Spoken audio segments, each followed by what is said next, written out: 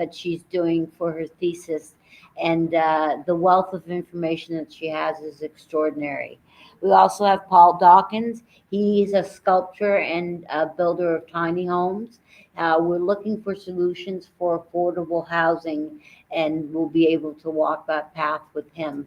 But first, I'm going to be doing Decoding the Myth Bipolar. My name is Ann Edwards. This is the Ann Edwards Show.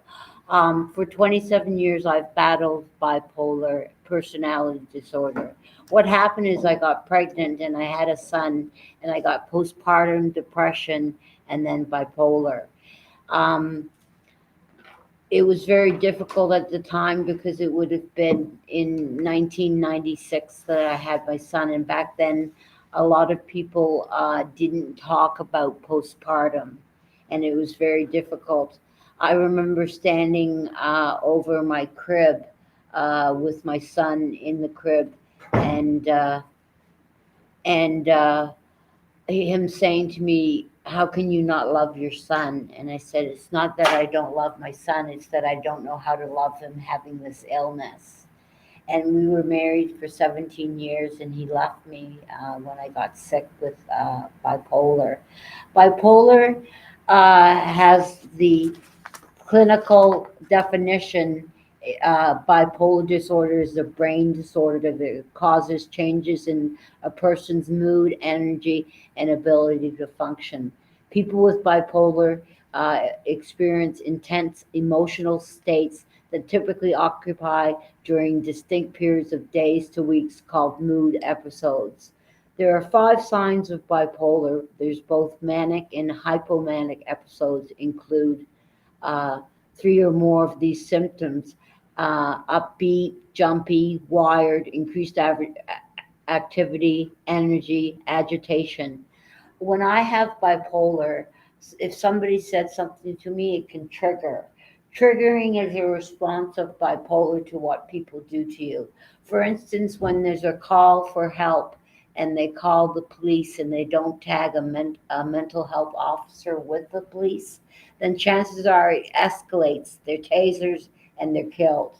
We need to have an open dialogue with the police department and the first responders that come to a mental health crisis. It's not ending up the way it should. People are being tasered and killed. With bipolar comes extreme mania or depression or the middle ground. The middle ground is something that can people with bipolar be happy? Yes, of course they can be happy, but they also have to be treated with medication if they have an illness. Typically, people aged 9 to 4, 9 to 19 have bipolar, and you get it up to your 40. Life expectancy is less with bipolar. You can 67 is the age of usually people die from bipolar. It's the worst illness for suicide. I also have personality disorder, and right now I'm living in a shelter with a lot of different persons. 300, 200, well, how many people live in the shelter? About 180, about 180 people I'm living with mental illness. They do have the VON there and MOSH, the mobile crisis team. But when you're having a manic episode, some people say you're lucky to be in mania because the alternative is depressed. I was depressed in a hotel for a month. I couldn't get out of bed. Just to get up and have a shower was a battle. And that's what people face with mental health and addictions. I was homeless in my car for 10 months, and I had no resources. They wouldn't give me any money from social services because didn't have a fixed address. So I tried to navigate the system. Finally, I got a place to live, and then with reno evictions, here I am once again in a shelter. The reason why I'm doing this talk today is to let people open up about mental illness, depression, and anxiety. I was diagnosed in 1996, and here it is, fast forward 2023, and I'm openly mentally ill. And I think people should be more open about uh, their illnesses and about getting help, because if you don't get help and you don't get the right medication, I call it my cocktail. I need to take my cocktail so that I can have a balance. It's a chemical imbalance. If I would take my brain and put it in Deborah's brain, you would understand it. It's like a Jekyll and a Hyde with the bipolar and the personality disorder. It tends to make your mood swing. You 1 minute you can be the life of the party, the next minute you can be crying over your dog left and your whatever came back. You know, it's an illness that you have to fight every day just to get out of bed. And I've battled with it for 27 years. So this is my opportunity to ask anybody here if they have any questions about symptoms of bipolar. Uh, what is depression like for me? I don't want to talk to anybody. I don't want to see anybody. I don't want to talk to anybody on the phone. I want to be in complete darkness and I want to be alone with my thoughts. Then the bad thoughts start. Oh, you're no good. You can't do this. Everybody doesn't like you. You shouldn't go outside this room because they're going to all talk to you and point fingers at you because you haven't been around. And it's a self-negative talk that you keep doing because you're in a depressive state. And then you get into the mania. I smoke weed and it helps me get into my mania stage, which gets me out of my depression. And I always say I'm going to quit smoking weed, but it's like my therapy. Just even before bed, if you have a little puff, it helps you sleep. And I don't think there's anything wrong with that. Who am I to judge? I'm not here to judge. I'm here to help. Did anybody have any questions?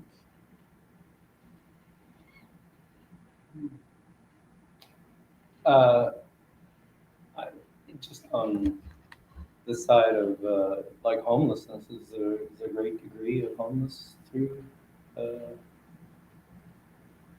well, my experience actually is I got an awarded to do a homeless village in Vancouver, and they said 75% were mentally ill. And I thought, well, geez, my experience in business or organization should be about 80% of management, which means they're more mentally ill. Just the programs that they're set up. I think there's a lot of flaws in the program, and I think people progressively notice it getting worse and worse. Well, So there's a lot of with the podcast that I do mental health resources, intervention, prevention. You can phone 811 and wait 12 hours to speak to a nurse. I'm sorry, if I'm suicidal, I can't remember 818-866-7421 numbers. It needs to be a simple number, 123, and you get right through to a professional right away.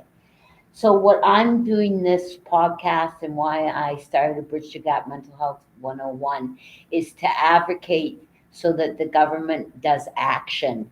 Belle, let's talk. Talk about what? We've been talking and you've been saying that you've been helping the community for so many years. Well, give me some money. I do this all on my own. Yeah. And to give back to the community because people that are homeless need a voice. And I am a voice. We help people with mental health and addictions with my STEVETV.CA, who is filming today. He's been for 10 years relentlessly helping people get back their voice and get. Just because you have a mental illness can't mean that you can't develop relationships. It can't mean that you can't be happy. You just need to be treated for the symptoms. It's like when you have a cold, you treat a cough, whatever. But the stigmas that are surround mental health have got to be stopped. People should be able to sit here amongst like-minded people, discuss something, go to the government, and get results. Yeah. I'd like to bring in Sarah at this moment, if I could. If you'd like to just introduce yourself, Sarah, and we'll go from there. Hi, I'm Sarah Gharvis. I am doing a Master's of Sociology at Dalhousie University. My master's thesis is about the way that the government is responding, whether through policy, whether through the way that the police are used, that kind of thing, in the wake of a rapid escalation of homelessness in the city. And it's branded as a housing crisis, the current state of affairs, but it's become so normalized in our society, homelessness. Like, we've been talking about a housing crisis for 20, 40, 60 years. It's not a crisis, it's an ongoing state of affairs. And it's not just about, they've been saying affordable housing for 40 years, and here we are in a housing, it's not a crisis, it's going to be genocide when those people are shoveled off the street because they have sleeping in tents. Mm-hmm. Yeah, no, you had asked if we had any questions. I'm wondering, in what kind of ways does experiencing homelessness make it more difficult for you to manage your mental illness? It makes me very depressed that I'm in a shelter with so many people that are in the same situation, and I'm trying to dig my way out. I look at the rentals, and for a 1-bedroom, it's almost $2,000. Mm-hmm. I have can live alone, but it's lonely, and loneliness is the biggest epidemic in this country, is being alone. What I wanted to do was bring the 3 of us together so that we can talk about a strategy for tiny homes and for homelessness. Mm-hmm. Do we want Can you get in there, Paul? Yeah. Can we see a little bit more? A little bit more. There we are. Oh, there? There. Perfect. Okay, perfect. So you're doing a study. Can you tell us a little bit about the study and the purpose of it, please? So I want to understand the way that the rapidly changing policy environment in the city is impacting homeless individuals. The term for what is currently happening in Halifax is referred to as muddling through, where policymakers just kind of throw money at a whole bunch of different ideas, hoping that one of them is going to work. Like, this is the idea that looks like it can work right now, so let's fund that, rather than creating a cohesive plan that will lift people out of poverty. So like, things have been changing so much. We went from 2 years ago, people were being violently removed from the tents that they were living in, and now we have 12 different sites for encampments around the city. Mm-hmm. And that kind of thing, it gives you whiplash, like the way that it's not consistent. I'm just interested to know how the rapidly changing way that the city is responding to homelessness is affecting people who are experiencing homelessness. Well, I was even going to get a tent and go, and I just was talking to a lady. She spent 3 months on the ground in a tent, and now she's at the shelter. The Doubletree has opened up a shelter near the bridge, and I live there. I live there because of the situation with the housing crisis and homelessness and mental health. Mm-hmm. So you have an idea. You have. Can you tell us a little bit more about how you got to building tiny homes? Okay. Well, it started 15 years ago when I started seriously building these tiny houses, and I do urban farming because I find it actually what inspired me was a place called Dignity Village in Oregon. Mm-hmm. And it's actually self-contained homeless people that self-sustain themselves within their own village. And they do it by selling wood, they do it by selling secondhand goods, building houses, urban farming, and selling it to the markets. And so they've sustained that for 21 years. And that was like a role model for me, thinking about, eco villages. But my challenge is that I've lived in 3 different eco villages, and I've built 9 tiny houses, but I've mainly built in Latin America because I don't need a building code there. I could build a 50-story building and without a building code. But in Canada, it's ferocious trying to get a building code. And so what I've done is looked into all the logistics for 15 years, and through each one, I've evolved with better and better.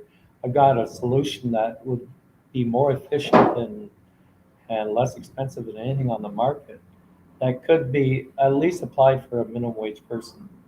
Well, let's talk about minimum wage. They say now you need $27 an hour just to live in Yeah. Halifax. Yeah. And they're coming out with a lot of, I've never seen so many strikes and protests in my life. Yeah. Everybody is pissed. And the government's just, well, I'll give this money here so I can get votes, and I'll give this money here so I can get votes. Right. Where's the money for the people in the ground floor that need help, the homeless? It's a big business for government. And the response is that they're giving money to developers to incentivize them to build houses. They're giving all of these like government dollars to companies that are already rich from owning buildings and properties, and they're giving them more money so that they will build more properties. Well, they have a coalition of builders that just, all they do is build and get money to build. Yeah, and it is heartening to see that the province and the federal government are investing in new public housing for the first time in 30 years, rather than giving money to private developers. But yeah, it's. If you had a pant load of money, like the Prime Minister Robin Hood, what would you do from what you've learned through your talking to people and your research? Well, I think that a basic income is a major way to not only make sure that people aren't living on the streets, but to make sure that people aren't living in poverty. Like if the living wage is $27.50, then make sure that people are getting that money. Make sure that people have the money to live. And the city has entertained the idea of basic income. They made a policy document, but nothing has really come from it. We don't need any more documents. We don't need any more feasibilities. We need money in our pockets, and we need it now. Have you been to the grocery store lately? Oh my God. Stress is the largest part of mental illness. And going even out for Tim Hortons is a luxury now. Yeah, can be.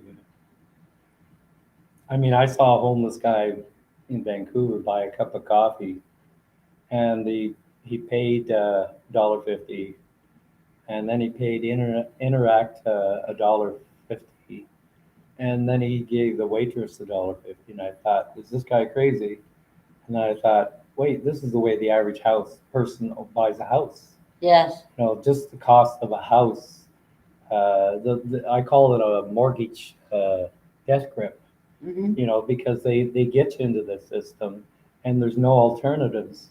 And I offer alternatives all kinds of ways, but they won't buy into it because of certain associations with other people. I've even been called, I've lived off grid where they told me it's legal to live off grid. So they don't give many opportunities. But now it's busting at the seams that something has to give.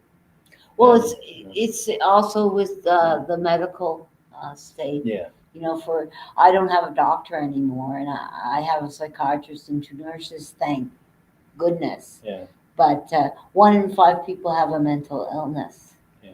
So it's an overload of the system. Who would you like to see come for your study, and what overall is your thesis going to comply with?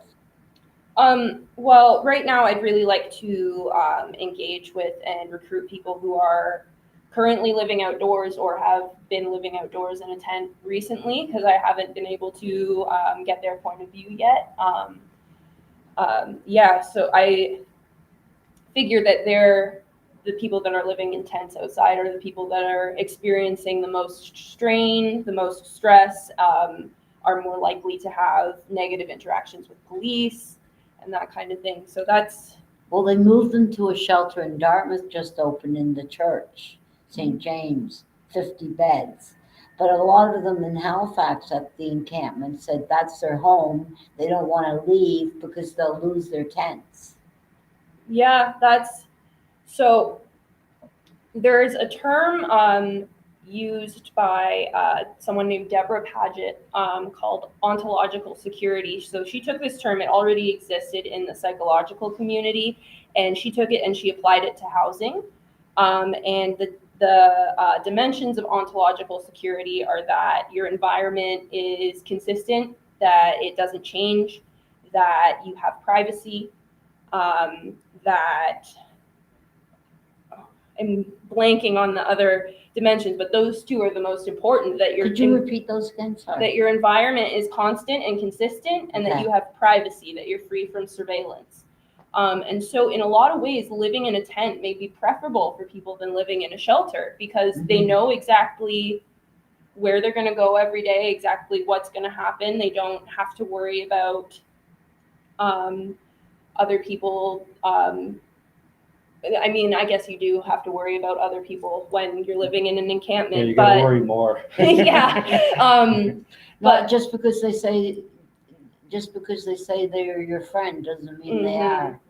But when you live in a shelter, like you're checking in with security, someone always knows where you are, they're checking up on you every day, and some people really don't want that. They just want privacy, they want to keep to themselves.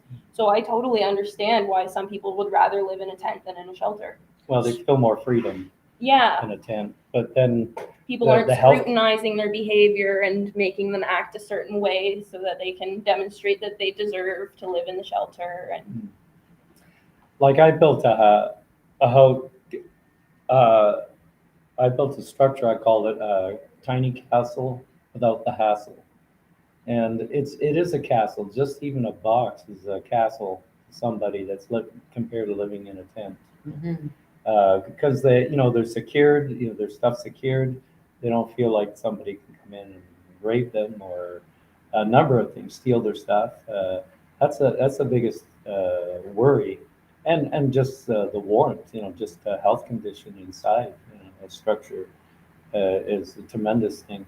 What they want is the freedom of that to come and go, and if they can own it and then move it, even a portable one like this, it's a big thing, because people can't afford an average house now. It's $2,000. Even the millennials, because of the debt load with the university, they can't. They should just say free tuition. You have to work in the area for 5 years. Yeah. And no student loan debt. Erase it. Yeah, that would sure be nice. See, actually, that's what I would do if they elected me. People out there, if you're listening, if you were to elect me in Ann Edwards' government, it would be mental health #1 priority, for sure. So, how can we help you with your study? I don't think that there's Are you going to go out to the encampments and talk to the tent? Well, I'm talking with. I have a meeting with my supervisor to talk about that. Because when you're working with the university, you have ethics guidelines you have to follow, and you have to submit a report and say, this is exactly what I'm going to do, and this is how I'm going to do it. And so I have to adjust my plan a little bit in order to recruit some more people. So I'm kind of at a bit of a stall right now until I get approval from ethics to do different recruitment methods. And when will this finish? I'm hoping to be finished by April. I've applied to graduate in May, so congratulations. Oh, thank you. Yeah, so I went to Dow too. Oh yeah, what did you take? I took a BA in English, and I went on to be a television news reporter for Global. Yeah, I was on TV for a couple of years, and then I worked for DeVry Institutes of Technology as a recruitment officer for 5 years, and helped get some scholarship money out. I gave out $70,000 in scholarships to students from Nova Scotia to go to Toronto to school. And I lived in the valley, actually Wolfville, where Acadia is. Go Axemen. I lived there for 22 years. And I decided to do this podcast because I was homeless in my car for 10 months, and I found the resources were just not there. And where do you go when you have nobody? Church. Church is a good idea. I went to church for the last 5 years, New Beginnings, and I found that they were helpful, and somebody just to listen to you. Yeah. You know, you wake up at night and you're alone, and you're cold, you're in your car, and then the police knock on the window and they tell you to move. There's really no designated parking for people that No. are homeless, Yeah. other than Walmart. They're always pushing them on the move to the next place.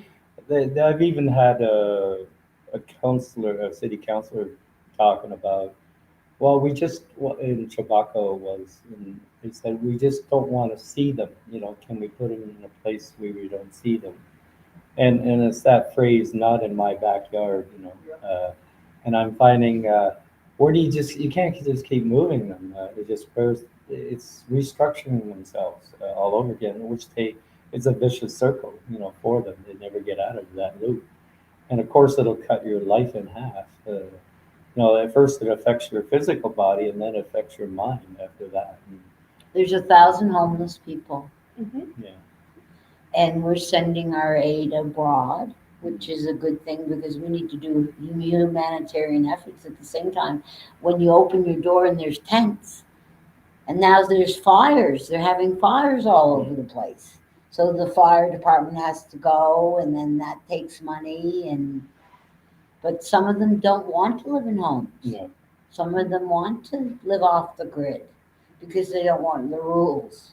Mhm. And right now, a lot of people are having difficulty finding places to live. So, what else can you please for your study? Ladies Did and you have any gentlemen, questions, Steve? Now that you're there, actually, yes. I was just about to say, I was listening to you in the background. Sarah and Paul and you, your subjects are simply fabulous. When it comes to Sarah, trust me, we will follow you and we will make sure, even that when it comes to funding, we can look into that for you. Yeah. Do you have more And I water? will also add, I think Sarah, that you get the personality to be on TV. Thank you. Yes, yes. I am an just find- introvert. This is I out of just my find your comfort smile zone. getting yeah, you're doing gorgeous. really good. I love your smile. And I will add to this, there's going to be a champion, a cancer survivor, a lady who completes this team so well. The one and only Dr. Robbins. There's Dr. Hello. Robin McGee. Hi, Dr. Hello, Robin. Dr. Robin McGee. I'm so blessed you decided to join. Thank you. Make it bigger. Can you hear her? Can you hear me? Yes. Yeah, Yes. maybe speak up as loud as you can.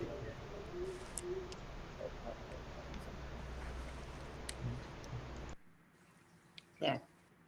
Robin? Hello? Hello. Oh, I can hear you Welcome to the Ann Edwards Show, decoding the myth and talking about homelessness and maybe a solution, tiny homes. With us today, we have Sarah, and she'd like to introduce herself to you. Hi, I'm Sarah. I'm doing my master's of sociology at Dalhousie, examining the policy response to the ongoing homelessness and housing crisis in Halifax. And also with us, we have Paul Dawkins, tiny homes. You'd like to introduce yourself, Paul, to Dr. McGee. Yeah, hi. My name is Paul Dawkins. I've been a sculptor, builder for 50 years, and the last 15 years more intensively to building houses in villages, complete villages. Wow. Yeah, it's my passion now. More than being a toy for the rich, which I've been a lot of my life. Now I feel this actually makes me happier than just stuff. So yeah, I'm happy. I'm really glad to be here and glad to meet all you two. I didn't know there was so many participants, but it's got to gather fast. You know. Robin, would you like to introduce yourself? Okay. I'm Robin McGee, and I'm a psychologist in my regular life. But I'm also a cancer patient, and so that's why I'm here with Headscarf today. She was misdiagnosed, and she wrote a book called The Cancer Olympics. And Dr. McGee has been a very good advocate for STEVETV.CA and the Ann Edwards Show. Mentally speaking, when we were talking about decoding the myth of bipolar, what about children in bipolar? Did you see that a lot as a psychologist for a number of years? There was quite a big controversy over whether children could be diagnosed with bipolar, because ordinarily it's diagnosed only in adults. So for a long time, there was a bunch of people pressing the idea of a bipolar child who was also someone prone to rage and so on. But the term fell into disfavor because like kids who were acting out for reasons other than bipolar illnesses or mood problems were getting sort of collecting into that label. So what I would I would not say that bipolar children does never exist. I went to a seminar once where a guy was making an argument that it could possibly be true if both adult parents had bipolar disease of their own, then it would be possible for the Typically, child. it's the father that has the genes for the bipolar than the mother. As far as I know, it isn't that specific, but you know, it is bipolar is a highly heritable mental illness, and so it definitely runs in families the same way as schizophrenia does. And I think more and more research is showing that it is very much a product of mood regulation is thrown off for biological reasons that have to do with that person's physical makeup. So it's not something you can acquire. It's something that manifests. It's hereditary, isn't it, doctor? Yeah. For the most part, it is hereditary. Yeah. Yes. So my mother or my father would have had it, knowing Well, that. possibly. You know, sometimes parents. You know, there's been a couple of world wars. There's been a pandemic. Sometimes people die before they can manifest the severity of their symptoms. But but that is the thinking. You know, I don't know if you've ever read the book. Oh geez, I can't remember the title now. Unfortunately, it was written by a psychiatrist who had bipolar illness, and "Touched by Fire" is the name of the. What's it called? Touched by Fire. Touched by Fire. Yeah, and so she sort of describes her family lineage, and if she draws out her family tree, she had all kinds of relations that were very probably bipolar. They might not have been diagnosed that way because of foolishness in the medical system, but yes, there is. Yeah, from a psychological point of view, how do you think these people are coping? In the homelessness situation with the tents? We have, I don't know, does anybody know a number how many people we have in the tents? I saw a recent article that said around 200. Okay, so there's 200 people living in tents. It's winter. They're not winter tents. What is going through the minds of people that are seeing this to allow this to happen in my backyard? What's going through the minds of the people who are ignoring the housing crisis? Is that what you mean? Well, how can you ignore it? It's there. Well, this is it. I guess people just close their eyes to the tent city and walk past quickly and say that's not me, but could be them. Everybody's just one natural disaster away from being homeless. So it's hard to say what's going through the minds of people who won't acknowledge that the crisis exists, because it seems pretty obvious to me. Yeah, and a lot of people. Hello again, everyone. I'm sorry. I have just found something. According to other medias in Halifax, we're very close in total. You were right. We're very close to 1,000 they say in front of City Hall Grand Parade, there's 930 tents.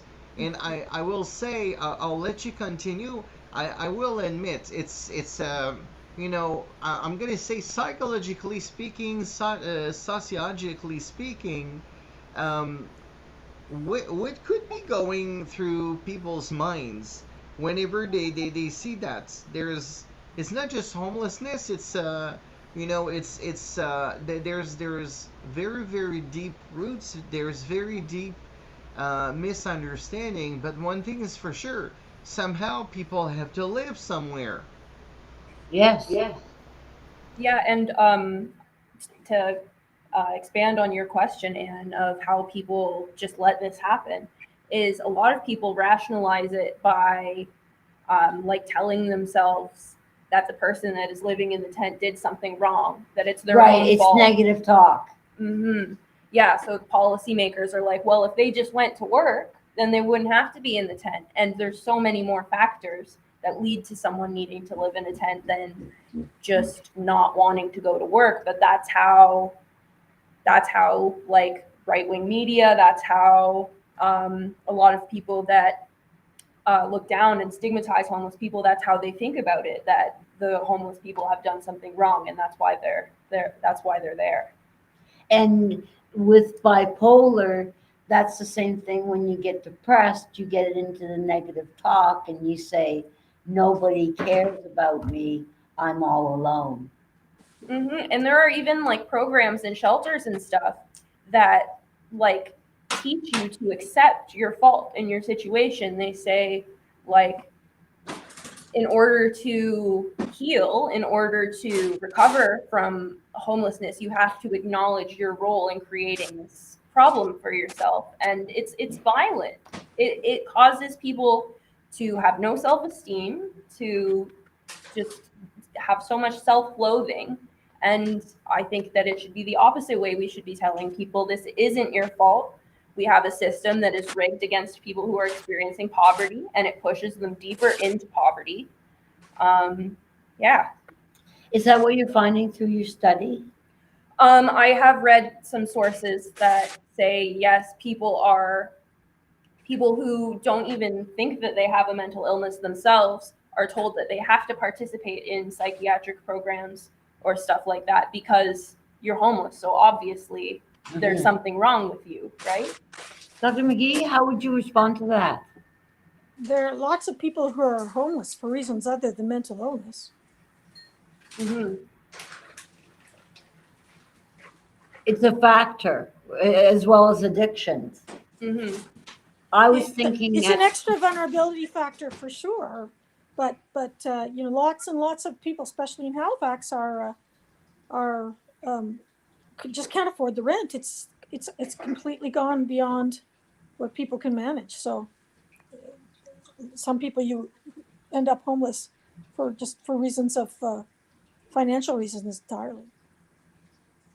Yes, where's the empathy? Where's that? I think it's gone out the window. If I was the mayor and I was looking out my window and I saw some tents, I would be more apt not to take my Timmies in. I would share it with the homeless. Like, it's very serious around here. You can't go anywhere without seeing tents. Yeah. Well, when I think of empathy, there's too much on my plate to have empathy for the whole world, but I do have compassion for the whole world. And I think if we think in business ethics, ethics is more business-like, and if we can think more of that terms, basic needs. There's an international law that says every person must be provided the basic needs, even nature's law. So we have to go with stronger laws for basic living. And another big pet peeve, I guess. I've been fortunate, to love my work for most waking hours of my life. Because I don't believe you can master life unless you love what you do. And if people actually find things that they like to do, they can grow into loving, then build programs. Because I'm no better and worse than anybody else. Somebody with a mental illness in one way I'm handicapped in another way, Mhm. you can still find a balance, of all this, working as a team, but we're not allowed to get together as a team. We're divided and conquered. And that's what I find happening ever since the last 15 years. To me, it was the money collapse. Mhm. It started, and then, but now this apocalypse is actually unveiling the truth. And I'm more. I only belong to the optimist club, so I have to think in the terms of, this could actually be turn around and work for people better in the future. The world's not so bleak like most people, because if you do, then you just. Then why doesn't the government give the money that they're putting into shelters to get sustainable housing and affordable housing, for instance, a tiny home? I mean, they've just funded some public housing, which is a good thing, and they have programs to fund affordable housing, but it's not enough. Like, they announced a couple weeks ago that they're building 222 units of public housing, but there are almost 5,000 people on the waiting list for public housing. Yeah. And we have how many waiting for doctors? I don't know that figure. Ever since We have one doctor for every 1,000 people in Nova Scotia. Actually, yeah, there's since the COVID, it's actually cut doctors in half in Nova Scotia. So, especially with seniors, it's going to be, it's tougher and tougher. And that's the thing, a lot of the seniors are becoming homeless. Mm-hmm. Yeah, even with a pension, you can't hardly make ends meet. We need what you said with the basic income. Absolutely. And we need to get it in the streets, and we need to demand it. Mm-hmm. And like, there are lots of programs where you have to have a fixed address in order to qualify. And if we're going to implement basic income, it has to be for everybody. Like, things that you need to have a permanent address in order to receive are some of the things that homeless people need the most. Is a fixed address. They changed that, though. Now you don't need a fixed address. For some things, but I think things like the low-income transit pass in the city, you still need to have a permanent You need address. to send it somewhere. Yeah. Yeah. Did anybody have any questions? We're going to wrap it up in about 5 or 10 minutes. Anybody have any questions, comments? Do you think immigration is anywhere in regards to the housing crisis? The amount of immigrants that are coming? Yeah. Hello again. So this is Steve Leveillé from this main studio satellite. Steve, we just have. Yeah. It's true in Nova Scotia, but not so true in Ontario. Ontario, there's a lot of immigrants sleeping on the streets now. And immigrants, like, they'll live like 8 to 10 people in a 2-bedroom apartment, which is like living in a home that is not big enough to support the people that are living there is classified as a form of homelessness. Yeah.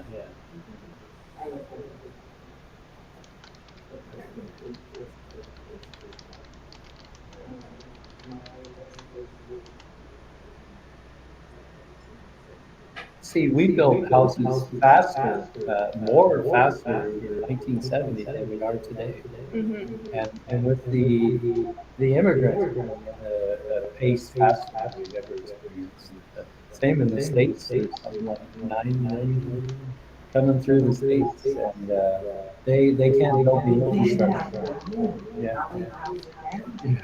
Not that I'm saying they're not wanting immigration, but look out here. Well, Canada brings in more immigrants, I think, than anybody. That's the other problem. And Nova Scotia is up to 1 million people. They have all these buildings, and they get $40,000 for 6 months, and then they're left. That's why there's such an increase in the food banks. And the main reason why Canada is bringing in so many immigrants is because we have an aging population. We need people of working age. Yeah. And so that's why they're bringing in immigrants, but they're bringing them in at a rate faster than we can build housing for them. But they don't seem to be addressing the reason why Canadians aren't having children. Like I will not be having children myself because it costs too much. Like people cannot afford to have children. What generation are you? I'm Gen Z. You're Gen Z. I'm like right at the end of Gen Z. So what would that be? What ages? So I'm 24. So Gen Z is, I believe, like 1995 to 2010. There's a lot of debate about the break because, like, I'll be 30 next year. I'm a 94, and I still consider myself like the young millennial kind of tail end. But like, there's kind of my brother is a 99, and he's kind of in that weird. My son was born in 96. Yeah. So he would be right on the cusp. right on the cusp like you, yeah. So it's kind of in between. But same thing with myself. Like, raising a child feasibly would just not be attainable. Like, it's hard. Well, see, in the 1970s, it was so easy. I think we lived in I thought it was the best country in the world. I've actually traveled about 102 countries. And I thought, geez, I always came back to Canada because it was such, but now I don't think so much now. So what generation are you? You're a baby boomer. I'm a boomer. I just turned 60. You're probably right on the cusp of Gen X then, right? Gen X and Boomer. Boomer. Yeah. There's even a show on TV now, and they call it Gen X, and they ask some questions from their era, and it's very interesting to see the response from the different generations. See, my solution to this is actually more self-sufficiency. The more self-sufficient we are in a group, the better we're off we are. Because the government has gotten so outrageous with the taxes and the laws and regulations and things that we have to take hold, and we can work with them, but they can't run our lives as much as, it'd be just take care of the small stuff more or less, with us. But the Canadian dream is to have a house, Yeah. and that dream is gone. I have a question. You mentioned the disability. So I'm from Ontario originally as well, like Sarah. And we have, Ontario disability payments. My mother's on Ontario disability, and it's not a lot. That would never pay rent on its own. I think it's only for one person with just over $1,000 if you're lucky.